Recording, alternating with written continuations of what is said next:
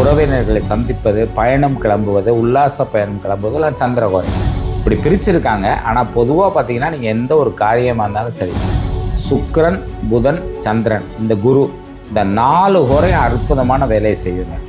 வணக்கம் நேயர்களே, திருச்சிற்றம்பலம். இன்றைக்கி பார்க்கக்கூடிய பதிவு என்ன அப்படின்னு சொல்லி பார்த்தீங்கன்னா, ஹோரை. ஹோரை நிறையா பேருக்கு தெரிஞ்சிருக்குங்க. ஒவ்வொரு நாளைக்கு ஒரு மணி நேரம் ஒரு ஹோரை. மொத்தம் 7 கிரகங்கள். ராகு கேதுக்கு ஹோரை கிடையாது. ஸோ சூரியன், சந்திரன், செவ்வாய், புதன், குரு, சுக்கிரன், சனி, இந்த ஹோரைகள். இந்த ஹோரைகள் ஒவ்வொரு நாள், இப்போ ஞாயிற்றுக்கிழமை எடுத்துக்கிட்டிங்கன்னா காலையில் 6 மணிலேருந்து 7 மணி வரையும் சூரிய ஹோரை. அதுக்கு அடுத்தது சுக்கிரஹோரை வரும், அதுக்கப்புறம் புதன் வரும், அப்புறம் சந்திரன் வரும், அப்புறம் சனி வரும், அப்புறம் குரு வரும், அப்புறம் செவ்வாய் வரும். திருப்பி மத்தியானம் 1 மணிக்கு திரும்ப சூரிய ஹோரை ஸ்டார்ட் ஆகிடும். அப்படியே ரொட்டேட் ஆகிட்டே இருக்கும். திங்கட்கிழமை அதேமாதிரி காலையில் 6லேருந்து 7 சந்திரஹோரையில் ஸ்டார்ட் ஆகும். செவ்வாய்க்கிழமை காலை 6லேருந்து 7 செவ்வாய் ஹோரை. புதன்கிழமை காலையில் 6லேருந்து 7 புதன் ஹோரை. அப்போ புதனுக்கு அடுத்தது என்ன வரணும்? சந்திரன் வரும். அப்போ புதன்கிழமை காலைல 6 to 7 புதன், 7 to 8 Chandran, 8 to 9 Shani, 9 to 10 குருன்னு வந்துடும். இப்போ இந்த ஹோரை எதற்கு பயன்படுதுன்னா எல்லாத்துக்குமே பயன்படுங்க. அருமையான விஷயம். நீங்கள் எந்த நல்ல நேரமே பார்க்க வேண்டாம். மேக்ஸிமம் ஹோரை சக்ஸஸ்ஃபுல்லாகவே இருக்கும். அதுலேயும் நிறைய நுணுக்கங்கள் இருக்குது. ஆனால் மேலோட்டமாக உபயோகப்படுத்தினாவே போதும், அற்புதமான பலன்களை பார்க்கலாம். இதில் பார்த்திங்கன்னா உங்களுக்கு பொதுவாக சொல்லியிருக்கிறது என்ன, சூரிய ஹோரைனா அரசு சம்பந்தப்பட்ட பணிகள். இப்போ பட்டா வாங்கிறது, சிட்டா வாங்க போகிறது, அரசு ஊழியர்களை சந்தித்து பேசுகிறது, அரசாங்கத்தில் அப்ளிகேஷன் கொடுக்கறது, இந்த மாதிரி சொல்லியிருக்கு. ஆனால் நார்மலாக இந்த சூரிய ஹோரையில் பயணமும் கிளம்பி போகலாம், தப்பில்லை. அடுத்தது சுக்கிர ஹோரை வச்சுங்க. சுக்கிர ஹோரையில் பெண் பார்க்க போகிறது, மாப்பிள்ளை பார்க்க போகிறது, திருமண விஷயங்கள் பேசுகிறது, ஆடைகள் வாங்குறது, நகைகள் வாங்குறது. நகைகள் வாங்குறது குரு ஹோரையும் நல்லாயிருக்கும். பட் சுக்கிர ஹோரையில் ஆபரணங்கள், அப்புறம் இது நம்ம சோஃபா செட்டு, மிக்சி, கிரைண்டர், அதுக்கப்புறம் டிவி, இந்த மாதிரி ஒரு லக்ஸரியான பொருள், ஏசி, இந்த மாதிரி விஷயங்களை சுக்கிர ஹோரையில் வாங்கலாம். சுக்கிர ஹோரையில் புக் பண்ணி பணம் கொடுக்கலாம்.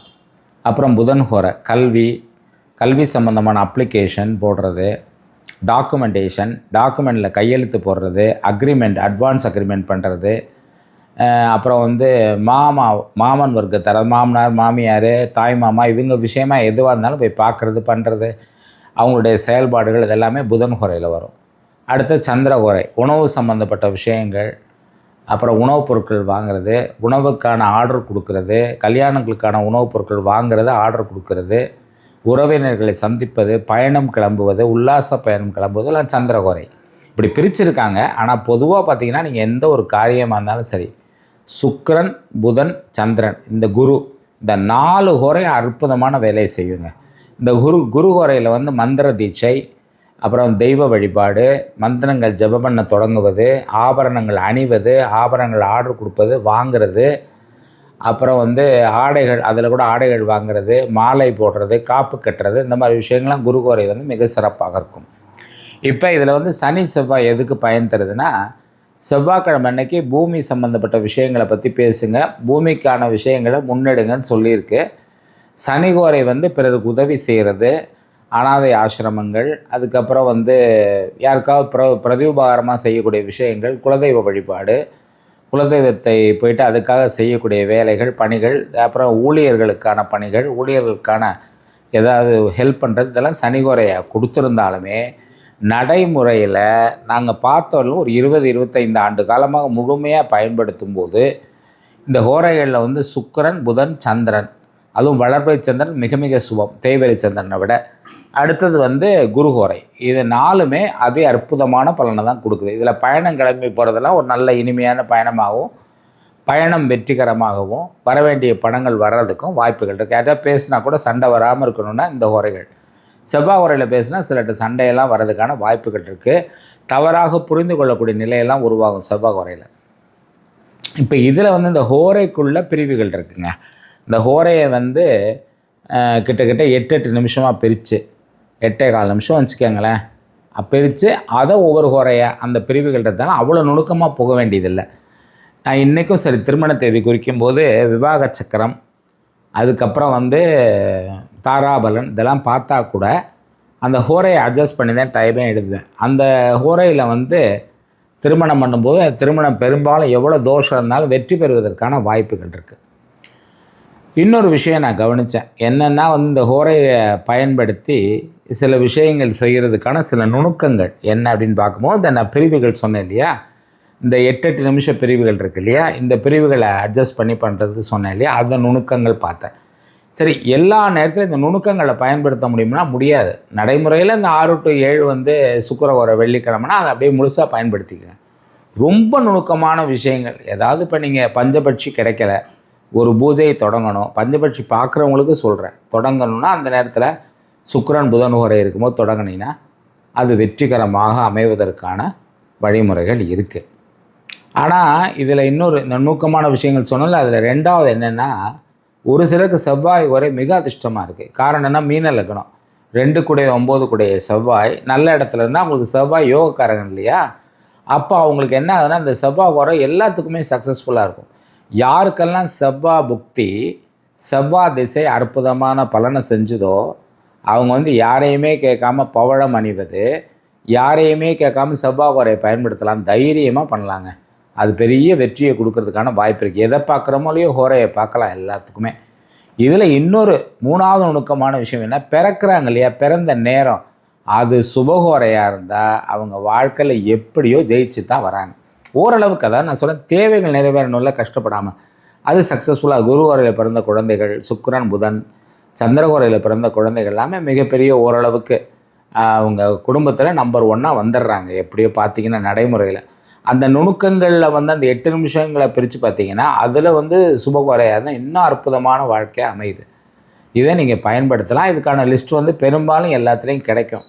ஒன்றும் இல்லை, 6 to 7 சூரிய ஹோரை ஞாயிற்றுக்கிழமை, திங்கட்கிழமை காலையில் 6 to 7 சந்திர ஹோரை, செவ்வாய்க்கிழமை காலை 6 to 7 அங்காரக செவ்வாய் ஹோரை, புதன்கிழமை 6 to 7 புதன் ஹோரை, வியாழக்கிழமை காலை 6 to 7 குரு ஹோரை. எனக்கு எமகண்டம் இருக்கும், ஆனால் கவலைப்பட வேணாம், குரு ஹோரையை பயன்படுத்தலாம்.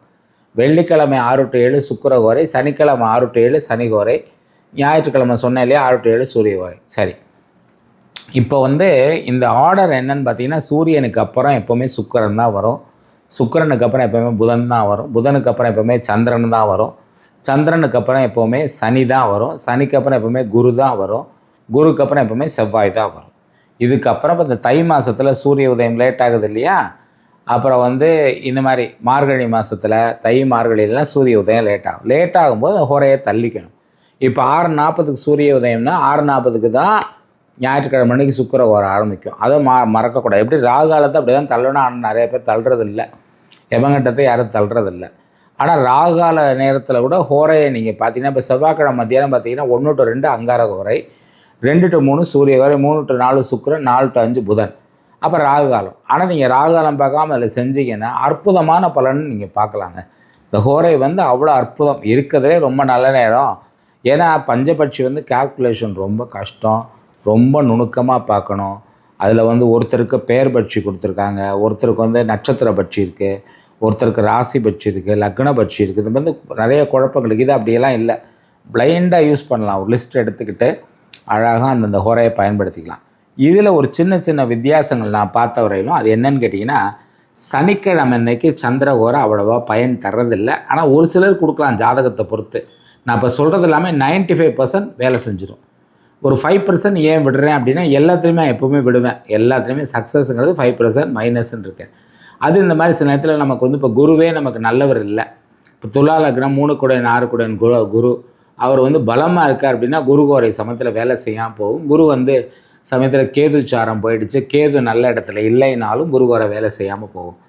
அப்போ சனிக்கிழமை அன்றைக்கி சந்திர ஹோரை கொஞ்சம் கவனமாக இருக்கணும். கவனம்னா அவாய்ட் பண்ணுறது நல்லது. அப்புறம் வெள்ளிக்கிழமை அன்றைக்கி குரு ஹோரை, அப்புறம் வியாழக்கிழமை அன்றைக்கி சுக்கிர ஹோரை, திங்கக்கிழமை அன்றைக்கி சனி ஹோரை, சனிக்கிழமை சந்திர ஹோரை, திங்கக்கிழமை அன்றைக்கி சனி ஹோரை. இது ரெண்டும் அவ்வளோவா பயன் தர்றது இல்லை.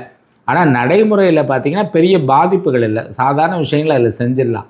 ஏன்னா எல்லாத்துக்கும் நம்ம நல்ல நாள் நட்சத்திரம் திதி யோகம் வாரம் கரணம் எல்லாம் பார்க்க முடியாதுங்க. அதனால் இதை நடைமுறையில் இந்த ஹோரையை பயன்படுத்தி பயனடையலாம். இந்த பதிவின் இறுதியில் வந்து அந்த ஹோரையோட லிஸ்ட்டு வந்து ஒரு ஃபோட்டோ போடுறாங்க. அதை வந்து நீங்கள் பார்த்து லிஸ்ட் எடுத்துங்க. இல்லைன்னா நீங்கள் வந்து எப்படி அதை ஸ்க்ரீன்ஷாட் எடுத்து வச்சு பயன்படுத்துவீங்களோ பயன்படுத்துங்க. நல்ல வாழ்க்கை வாழ வாழ்த்துக்கள். அடுத்த பதிவில் சந்திப்போம். பெரும்பாலும் அடுத்த பதிவு வந்து சப்தகன்னி, அந்த 7 விதமான கன்னிகள் இருக்காங்கல்ல, சுவாமிகள், அம்மன், அதோடைய பதிவு வந்து நம்ம கண்டிப்பாக போடுவோம். ஏன்னா 2-3 பேர் கேட்டாங்க, தொலைபேசிலையும் கேட்டாங்க, வழிபாட்டு முறை கேட்டாங்க. பொதுவாக அந்தந்த ஊரில் அவங்க வழிபாட்டு முறையை கடைபிடிங்கன்னு தான் நம்ம சொல்லியிருக்கோம். அதனால் அதோட வழிபாட்டு முறைகளையும் பார்ப்போம். அடுத்தது வேறு ஏதாவது இன்னும் குலதெய்வம் பற்றி நிறைய விஷயங்கள் இருக்குது சொல்ல வேண்டியது. சில அனுபவம், ஒரு சிலரோட அனுபவம், ஆதாரபூர்வமான அனுபவங்கள் இதெல்லாம் இருக்குது. அதையும் நம்ம போடுவோம், கண்டிப்பாக பண்ணுவோம். இறையருள். நல்ல வாழ்க்கை வாழ்த்துக்கள். நன்றி.